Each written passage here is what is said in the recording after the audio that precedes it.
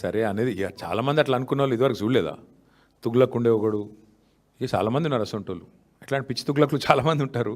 అట్లాంటి వాళ్ళు వస్తారు పోతారు, ఎవ్వరూ పర్మనెంట్ కాదు. నేనే రాజు నేనే మంత్రి అనుకున్న వాళ్ళు చాలామంది అట్లనే గాలి కొట్టుకొని పోయినరు. ఈ దేశము చాలా గొప్ప దేశం. ప్రజల చైతన్యాన్ని కూడా ఎవరైనా తక్కువ అంచనా ఇస్తే చాలా తెలివి తక్కువది.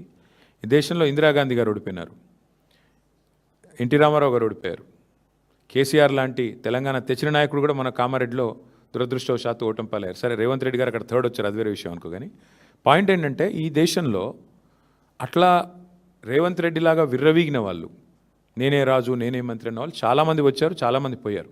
కానీ దేశం అట్లే ఉంది, ప్రజల చైతన్యం అట్లే ఉంది. చైతన్యాన్ని తక్కువ అంచనా వేసిన వాళ్ళు ఎవరైనా కూడా గాలికి పోతారు భవిష్యత్తులో.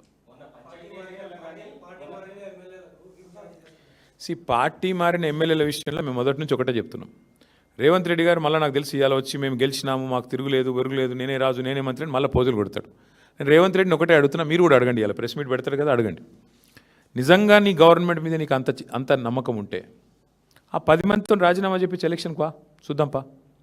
ఎందుకంటే ఇవి స్థానిక ఎన్నికలు. ఆ స్థానికంగా మోరీ బాగుందా, ఆడ నీళ్ళు వస్తున్నాయా లేవా, ఆడ అభ్యర్థి ఓడిపోయిందా గెలిచిండా, వీటన్నిటి మీకెళ్ళి నడుస్తుంది. ప్లస్ ప్రభుత్వం ఎన్నిటి మీకెళ్ళి నడుస్తుంది. నీకు తెలుసు నాకు తెలుసు. ఇప్పుడు బాన్స్వాడ్ ఉంది ఫర్ ఎగ్జాంపుల్ చెప్తున్నాను. నేను పోయి మొన్న ఆడ సవాల్ చేసిన పోచారం గారిని, రండి రాజీనామా చేసి రండి, భయం ఎందుకు. నిజంగానే బాన్స్వాడ మున్సిపాలిటీ గెలిచిన అంటది కదా కాంగ్రెస్, రా మరి గోదాలోకి రా, బాన్స్వాడలో రాజీనామా చేయి.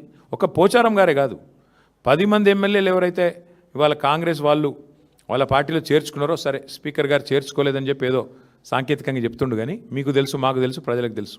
అక్కడ ఎన్నికలకు రండి, రాజీనామా చేయండి, ఎన్నికలకు రండి, ప్రజలు చెప్తారు. 10 చోట్ల ఉప ఎన్నికలు వస్తే డెఫినెట్గా అదొక ఇండికేటర్ అవుతుంది.